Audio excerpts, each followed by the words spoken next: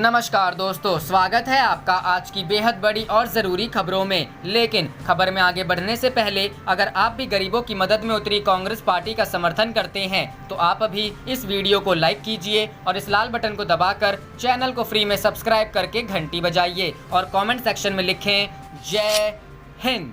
रुख करते हैं पहले खबर की तरफ। गहलोत सरकार गिराने की साजिश में 2 बीजेपी नेताओं का नाम पूछताछ के बाद अरेस्ट। जी हां दोस्तों, राजस्थान में सरकार को लेकर हलचल, विधायकों की खरीद फरोख्त की कोशिश, 2 बीजेपी नेता गिरफ्तार, पूछताछ जारी। राजस्थान में सीएम अशोक गहलोत की सरकार को कथित रूप से गिराने की कोशिशों के मामले में बीजेपी नेताओं का नाम सामने आया है। राजस्थान पुलिस ने इस मामले में 2 बीजेपी नेताओं को देर रात हिरासत में लिया था। पूछताछ के बाद राजस्थान स्पेशल ऑपरेशन ग्रुप ने इन्हें गिरफ्तार कर लिया है। कॉल रिकॉर्डिंग के आधार पर एक्शन। रिपोर्ट के मुताबिक राजस्थान में विधायकों की खरीद फरोख्त मामले में ब्यावर के 2 भाजपा नेताओं का नाम सामने आया है। इन नेताओं के नाम हैं भरत मलानी और अशोक सिंह। इन्हें ब्यावर उदयपुर से स्पेशल ऑपरेशन ग्रुप ने गिरफ्तार किया है। राजस्थान एसओजी के मुताबिक मालानी की कॉल रिकॉर्डिंग से पता चला है कि विधायकों को खरीदने की कोशिश की जा रही है। बीजेपी नेता भरत मलानी गिरफ्तार। इस खुलासे के बाद एसओजी ने भरत मलानी को हिरासत में ले लिया है। बाद में उन्हें गिरफ्तार कर लिया गया।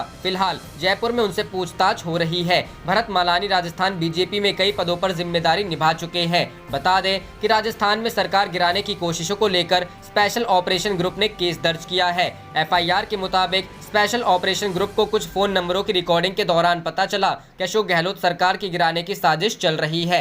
अशोक गहलोत सरकार गिराने की साजिश। राजस्थान पुलिस ने दर्ज की एफआईआर। बीजेपी पर धन देकर खरीदने का आरोप। एफआईआर के अनुसार ऐसी बात फैलाई जा रही है कि राजस्थान में सीएम और डिप्टी सीएम में झगड़ा चल रहा है। ऐसी स्थिति में कुछ ताकतें निर्दलीय और कांग्रेस के विधायकों को तोड़कर इस सरकार को गिराना चाहती है। एफआईआर में आरोप है कि बीजेपी नेता विधायकों को धन का प्रलोभन देकर अपने पाले में करने की कोशिश कर रहे हैं। राजस्थान का स्पेशल ऑपरेशन ग्रुप इस मामले की जांच कर रहा है।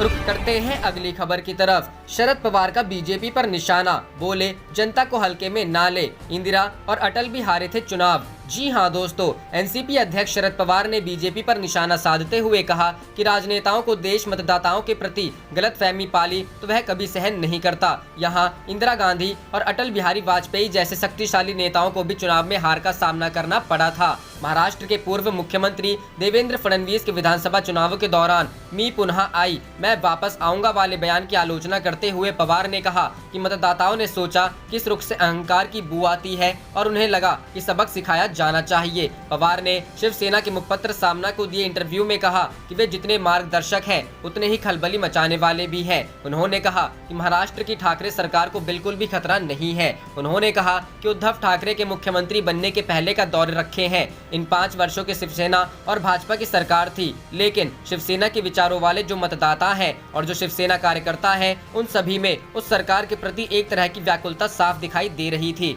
रुख करते हैं अगली खबर की तरफ। एम्स के डायरेक्टर ने कहा अल्पकालिक लॉकडाउन से कोरोना वायरस पर काबू पाने में नहीं मिलेगी कोई मदद। जी हां दोस्तों, महाराष्ट्र के पुणे जैसे शहरों में कोरोना वायरस पर काबू के लिए 10 दिनों तक के लिए लॉकडाउन की घोषणा के बीच अखिल भारतीय आयुर्विज्ञान संस्थान के निदेशक रणदीप गुलेरिया ने शुक्रवार को कहा कि अल्पकालिक बंद से इस महामारी को थामने में कोई मदद नहीं मिलेगी। एम्स निदेशक ने कहा कि इस वायरस को फैलने से रोकने के लिए लॉकडाउन कम से कम 14 दिनों का होना चाहिए। एसबीआई द्वारा आयोजित एक आर्थिक सम्मेलन के मौके पर गुलेरिया ने कहा कि बड़े शहरों में अगले कुछ हफ्तों में नए संक्रमण की प्रवृत्ति में स्थिरता या गिरावट आएगी, लेकिन पूरे तौर पर नए संक्रमण में कमी आने में अभी कुछ वक्त लगेगा। यह बयान ऐसे समय में आया है जब भारत में रोजाना 23,000 से अधिक नए मामले सामने आ रहे हैं और मुंबई जैसे शहरों में कम संख्या में नए मामले आने से स्थिति में स्थिरता प्रतीत हो रही है। इस बयान के कुछ ही घंटे पहले घोषणा की गई थी कि महाराष्ट्र के पुणे, पिंपरी, चिंचवाड़ और जिले के कुछ अन्य हिस्सों में 13 जुलाई से 10 दिनों तक का लॉकडाउन लगाया जाएगा,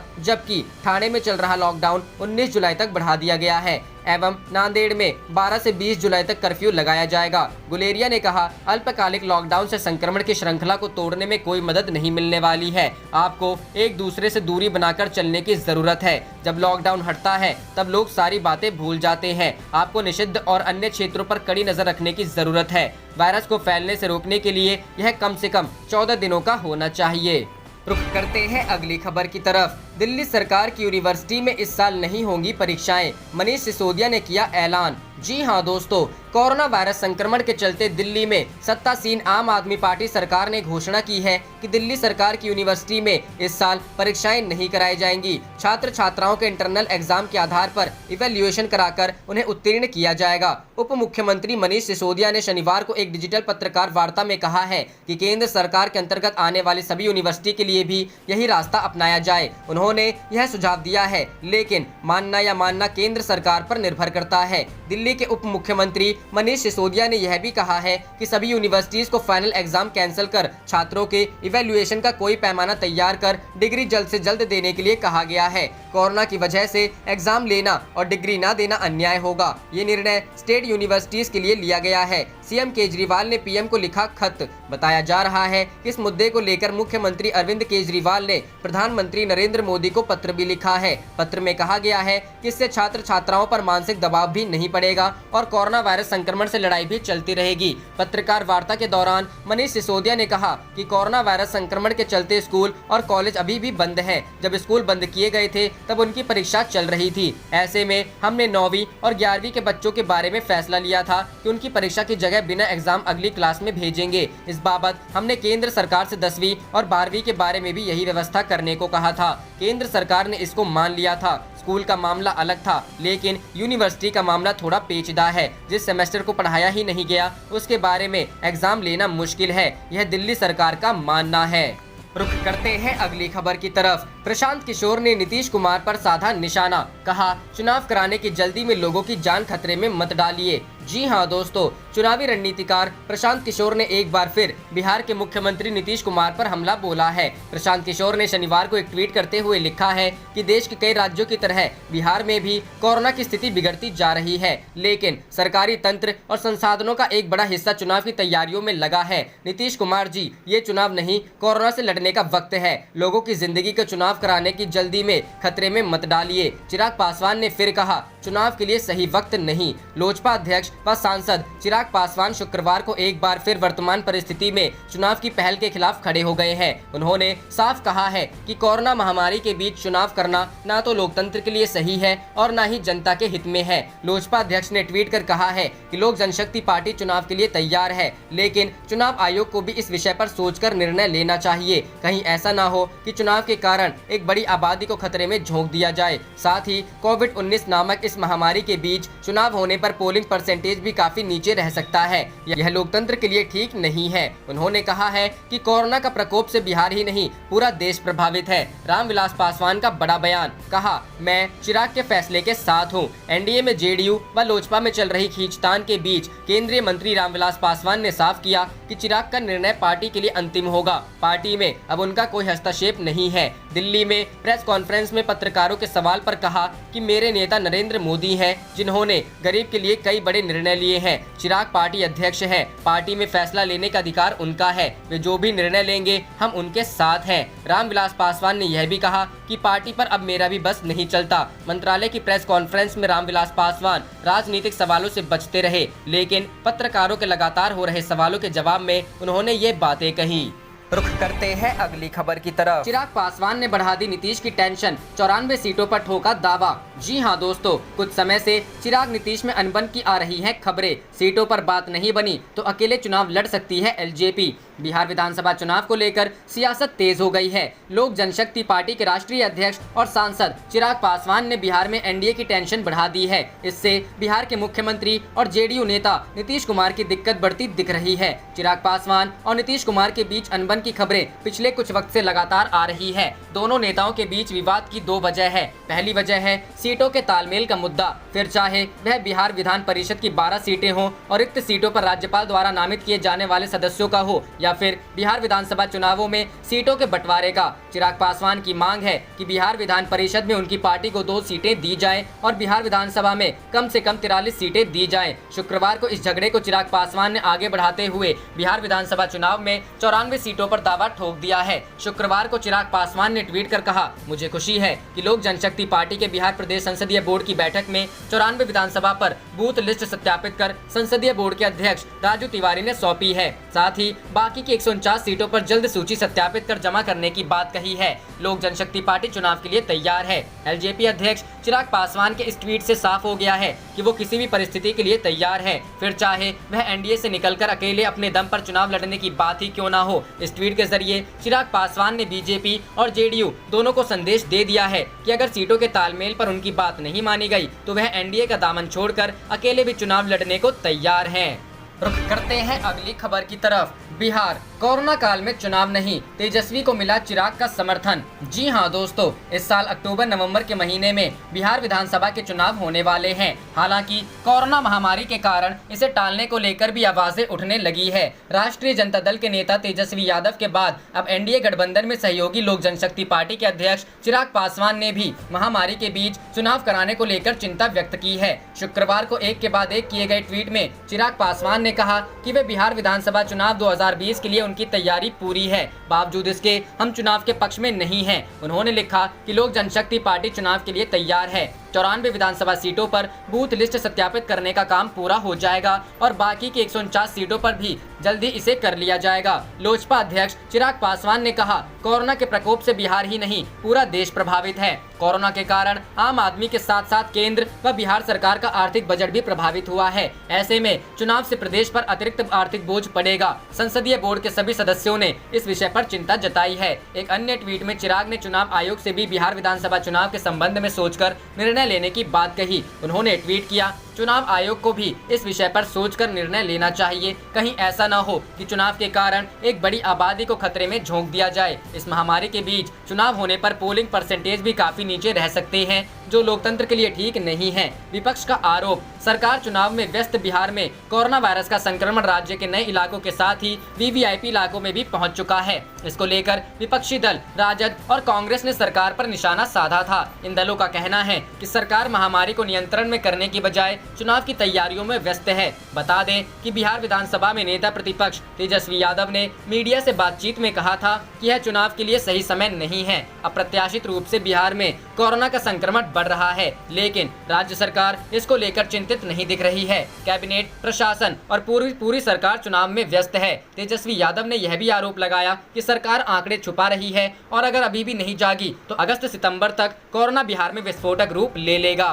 रुख करते हैं अगली खबर की तरफ। तेजस्वी का दावा, बिहार विधानसभा चुनाव से पहले लालू जेल से बाहर आ सकते हैं। जी हां दोस्तों, नेता प्रतिपक्ष तेजस्वी यादव ने कहा कि पार्टी प्रमुख लालू प्रसाद चुनाव के पहले जेल से बाहर आ सकते हैं। इसकी संभावना बढ़ गई है। उन्होंने संकेत दिया कि अक्टूबर तक उनके बाहर आने की उम्मीद है। नेता प्रतिपक्ष गुरुवार को अपने पार्टी के जिलाध्यक्षों और प्रदेश पदाधिकारियों की बैठक को संबोधित कर रहे थे। कहा कि आयोग ने साफ कह दिया है कि चुनाव समय पर ही होगा, लिहाजा तैयारी में तेजी लानी होगी। उन्होंने बचे हुए बूथों पर जल्द कमेटी बनाने का निर्देश दिया। साथ ही कहा कि अब कोरोना के बीच ही चुनाव होना है, लिहाजा सोशल मीडिया का अधिक से अधिक उपयोग करना होगा। सभी कमेटी के पदधारक खुद को व्हाट्सएप ग्रुप में जोड़ लें। उधर बाहर आने के बाद राजद के प्रमुख प्रवक्ता भाई वीरेंद्र ने भी कहा कि हम सबको लालू प्रसाद का इंतजार है, जमानत की प्रक्रिया पूरी की जा रही है। भरोसा है कि चुनाव से पहले वे हमारे बीच रहेंगे। चुनाव की तैयारियों के लिए बुलाई गई बैठक के दौरान तेजस्वी ने भी नेताओं को आश्वस्त किया कि राजद प्रमुख जेल से निकलने वाले हैं। कोरोना पर सरकार को घेरा। नेता प्रतिपक्ष तेजस्वी यादव ने ट्वीट कर आरोप लगाया है कि 100 दिन तक सरकार सोती रही, अब छिटपुट लॉकडाउन किया जा रहा है। यह साबित करता है कि राज्य सरकार विफल रही है। तेजस्वी ने कहा कि मेरा मानना है कि सरकार संक्रमण के अपने आप खत्म होने का इंतजार कर रही है। जब तक युद्ध स्तर पर टेस्ट, आइसोलेशन और इलाज नहीं होगा, तब तक नियंत्रण नहीं होगा। रुख करते हैं अगली खबर की तरफ। कांग्रेस ने बिहार चुनाव 6 महीने बढ़ाने की मांग की। कहा, एनडीए में भी नहीं है एक राय। जी हां दोस्तों, कांग्रेस ने बिहार विधानसभा चुनाव पर सवाल उठाए हैं। कांग्रेस नेता और एमएलसी प्रेमचंद मिश्रा ने कहा कि बीजेपी और जेडीयू चुनाव की तैयारियों में जोर शोर से लगे हैं, जबकि आम लोग कोरोना वायरस से संक्रमित हो रहे हैं। इस पर सरकार का कोई ध्यान नहीं है। प्रेमचंद्र मिश्रा ने कहा कि निर्वाचन आयोग को चुनाव के समय के बारे में देखना चाहिए। आरजेडी ने भी चुनाव के समय पर सवाल उठाया है। चुनाव को अगर 6 महीने के लिए बढ़ाया जाए तो किसी को आपत्ति ही नहीं होना चाहिए। उन्होंने कहा कि एनडीए में भी चुनाव को लेकर एक राय नहीं है। राज्य की परिस्थितियां अभी चुनाव के लायक नहीं है, इस पर गौर और होना चाहिए। बता दें कि आरजेडी के नेता लगातार चुनाव को कुछ समय के लिए टालने की मांग कर रहे हैं। बीते दिनों तेजस्वी यादव ने आरोप लगाते हुए कहा था कि बिहार में जनता कोरोना से परेशान, सरकार जांच ठीक से नहीं कर पा रही है, वो सिर्फ चुनाव की तैयारियों में लगी हुई है। रुख करते हैं अगली खबर की तरफ। 15 मिनट पहले एसटीएफ ने रोक दी थी आज तक की कार, विकास दुबे के एनकाउंटर पर राहुल कंवल का दावा। जी हां दोस्तों, कानपुर में 8 पुलिस कर्मियों की हत्या के मुख्य आरोपी विकास दुबे के कथित एनकाउंटर पर इंडिया टुडे के न्यूज डायरेक्टर और आज तक के एंकर राहुल कंवल ने बड़ा दावा किया है। उन्होंने कहा है, कथित मुठभेड़ से 15 मिनट पहले स्पेशल टास्क फोर्स के कर्मचारियों ने आज तक की गाड़ी को रोक दिया था, जो कि दुबे के साथ चल रही गाड़ियों के काफिले के पीछे ही थी। कंवल के ट्वीट्स के मुताबिक विकास दुबे को उज्जैन से कानपुर लाने के दौरान हमारे संवाददाता काफिले के साथ साथ चल रहे थे। रात 10:30 बजे राजगढ़ में यूपी एसटीएफ ने रिपोर्टर की कार रोकी और उनकी चाबी निकाल ली। एनकाउंटर के ठीक 15 मिनट पहले काफिले के पीछे चल रही दूसरे पत्रकार की कार रोक दी गई। उसके बाद बूम। कंवल के अनुसार एनकाउंटर से पहले विकास दुबे एक टोल प्लाजा के कैमरे कैद हुआ, जिसमें वह टाटा सफारी में था। जो गाड़ी पलटी जिसमें विकास दुबे के होने की बात कही जा रही है, वह महिंद्रा TUV 300 है। पुलिस ने अपना गेम प्लान छुपाने की भी कोशिश नहीं की, हद है। दरअसल मध्य प्रदेश के उज्जैन में महाकाल मंदिर से धराया विकास दुबे को कानपुर लाया जा रहा था। एसटीएफ और पुलिस की गाड़ियों के काफिले के पीछे उस दौरान मीडिया की गाड़ियां भी थी, जिनमें इंडिया टुडे ग्रुप की गाड़ी भी थी। गुरुवार रात 9:30 बजे के आसपास गाड़ियों का काफिला तेल भरने के लिए शाहजहांपुर और पचोर के बीच रुका। इंडिया टुडे ग्रुप के हिंदी चैनल आज तक की गाड़ी भी वहां कुछ फुटेज लेने के लिए रुकी। पचोर के 10 किलोमीटर आगे आज तक की गाड़ी ओवरटेक कर एसटीएफ वालों ने रुकवाई और पत्रकारों की गाड़ी की चाबी निकाल ली। चैनल के पत्रकार के अनुसार एसटीएफ कर्मियों ने मां नर्मदा ढाबे के किनारे गाड़ी रुकवाई थी, फिर ड्राइवर से धक्का मुक्की हुई थी, जिसके बाद कार की चाबी छीन ली गई थी। पत्रकार रवीश पाल सिंह ने इसके बाद एक सीनियर पुलिस वाले को फोन कर दखल देने के लिए कहा, जिसके बाद 61 किलोमीटर दूर इंडिया टुडे के एक दूसरे पत्रकार को चाबी लौटाई गई थी। बाद में शुक्रवार सुबह यानी कि दुबे के एनकाउंटर वाले दिन भी मीडिया चैनल की गाड़ी को चेकिंग के नाम पर रुकवाया गया था। रुख करते हैं अगली खबर की तरफ। विकास दुबे के एनकाउंटर के खिलाफ सुप्रीम कोर्ट में दाखिल हुई याचिका, सीबीआई जांच की मांग। जी हां दोस्तों, गैंगस्टर विकास दुबे के एनकाउंटर के मामले में सुप्रीम कोर्ट में जनहित याचिका दायर की गई है। याचिका में यूपी पुलिस की भूमिका की जांच की मांग की गई है। हालांकि याचिका कल गुरुवार देर रात कोर्ट में दायर की गई, जिसमें विकास दुबे का एनकाउंटर किए जाने की आशंका जताई की गई थी। याचिकाकर्ता के वकील घनश्याम उपाध्याय का कहना है कि वो आज ही सुनवाई की मांग करेंगे। सुप्रीम कोर्ट में दाखिल याचिका में विकास को एनकाउंटर से बचाने की मांग की गई थी। इसके अलावा विकास के घर मॉल को ढहाने के मामले में FIR दर्ज करने और पूरे मामले की जांच सीबीआई को सौंपने की भी मांग की गई है। याचिका में कहा गया है कि मीडिया रिपोर्ट से लग रहा है कि विकास दुबे ने महाकाल मंदिर में गार्ड को खुद ही जानकारी दी थी। उसने मध्य प्रदेश पुलिस को खुद ही गिरफ्तारी दी ताकि मुठभेड़ से बच सके। बता दें कि हिस्ट्री शीटर विकास दुबे आज सुबह 7:15 से 7:35 के बीच यूपी एसटीएफ के साथ मुठभेड़ में मारा गया। कानपुर पहुंचते ही विकास दुबे ने अपना इलाका जानकर यूपी एसटीएफ की टीम से पिस्तौल छीनने की कोशिश की, जिसके बाद गाड़ी अनियंत्रित होकर पलट गई। गाड़ी पलटने के बाद विकास दुबे मौके का फायदा उठाकर भागने की कोशिश करने लगा, जिसके बाद यूपी एसटीएफ ने विकास का पीछा किया तो विकास ने एसटीएफ की टीम पर फायरिंग कर दी। फिर यूपी एसटीएफ ने भी जवाबी फायरिंग में और उसे सरेंडर करने को कहा, लेकिन वो नहीं माना। इसके बाद यूपी एसटीएफ ने सेल्फ डिफेंस में विकास दुबे को मार गिराया। इस मुठभेड़ में 4 पुलिसकर्मी भी घायल हुए हैं, जिन्हें इलाज के लिए तुरंत अस्पताल में भर्ती करवाया गया। रुख करते हैं अगली खबर की तरफ। भागना ही था तो सरेंडर क्यों किया? विकास दुबे के एनकाउंटर पर कांग्रेस ने पूछे 13 सवाल। जी हां दोस्तों, मध्य प्रदेश के उज्जैन में महाकाल मंदिर के बाहर गुरुवार सुबह गिरफ्तार होने वाला गैंगस्टर विकास दुबे लगभग 24 घंटे के अंदर एनकाउंटर में मारा गया। पुलिस के मुताबिक विकास की गाड़ी दुर्घटनाग्रस्त हुई, उसके साथ मौजूद 4 पुलिसकर्मी भी घायल हुए। विकास दुबे ने उनका रिवॉल्वर छीना, भागने की कोशिश की। पुलिस की कार्रवाई में गोली लगी और अस्पताल पहुंचकर विकास दुबे की मौत हो गई। हालांकि राजनीतिक दल पुलिस की इस थ्योरी का गलत बता रहे हैं। अखिलेश यादव ने आज तक से बात करते हुए कहा कि अगर विकास जिंदा रहता तो योगी सरकार चली जाती। पूर्व कांग्रेस अध्यक्ष राहुल गांधी ने शायराना अंदाज में लिखा, कई जवाबों से अच्छी है खामोशी उसकी, ना जाने कितने सवालों की आबरू रख ली। कांग्रेस प्रवक्ता रणदीप सुरजेवाला ने मीडिया को संबोधित करते हुए कहा कि उत्तर प्रदेश को बीजेपी सरकार के नेतृत्व में अपराध प्रदेश में तब्दील कर दिया गया है। विकास दुबे संगठित अपराध का एक मोहरा था। उस संगठित अपराध का सरगना असल में है कौन? विकास दुबे के एनकाउंटर के बाद अनेकों सवाल सार्वजनिक जेहन में खड़े हो गए हैं, जिनका जवाब आदित्यनाथ सरकार को देना होगा। कांग्रेस प्रवक्ता ने 10 से ज्यादा सवाल खड़े किए हैं। मसलन पहला, क्या विकास दुबे शासन में बैठे लोगों का राजदार था? क्या उसे सत्ता के शीर्ष पर बैठे लोगों का संरक्षण प्राप्त था? दूसरा, विकास कौन से राज छुपा रहा था? तीसरा, विकास दुबे का नाम 25 मोस्ट वांटेड अपराधियों की लिस्ट में शामिल क्यों नहीं था? चौथा, इस एनकाउंटर पर कई सवाल खड़े होते हैं। अगर उसे भागना ही था तो जेल में जाकर सरेंडर क्यों किया? पांचवा, मीडिया कर्मियों को एनकाउंटर स्पॉट पर जाने से क्यों रोका गया? छठा, विकास दुबे को पहले हवाई मार्ग से लाए जाने की बात चल रही थी, फिर बाद में इसे क्यों बदला गया? सातवां, विकास दुबे को एक्सीडेंट से पहले सफारी गाड़ी में देखा गया था, एक्सीडेंट दूसरी गाड़ी में हुआ, लेकिन अब कुछ और बताया जा रहा है। आठवां, विकास के एक पैर में लोहे की रॉड लगी थी, जो तो वो भाग कैसे सकता है? नौवां, अगर वो भाग रहा था तो पुलिस की गोली सीने में कैसे लगी? 10वां, घटना स्थल पर गाड़ी फिसलने के कोई निशान मौजूद क्यों नहीं थे? 11वां, विकास अगर भाग रहा था तो उसके कपड़े सूखे कैसे थे? कीचड़ के निशान क्यों नहीं थे? 12वां, विकास दुबे का एनकाउंटर सच्चाई का एनकाउंटर है जिससे सच छुपाया जा सके। और 13वां, विकास के पीछे खड़े लोगों के चेहरे को सार्वजनिक कर ही कानपुर शूटआउट में शहीद हुए जवानों को सच्ची श्रद्धांजलि दी जा सकेगी। आप देख रहे थे आपका अपना चैनल जय हिंद जय भारत।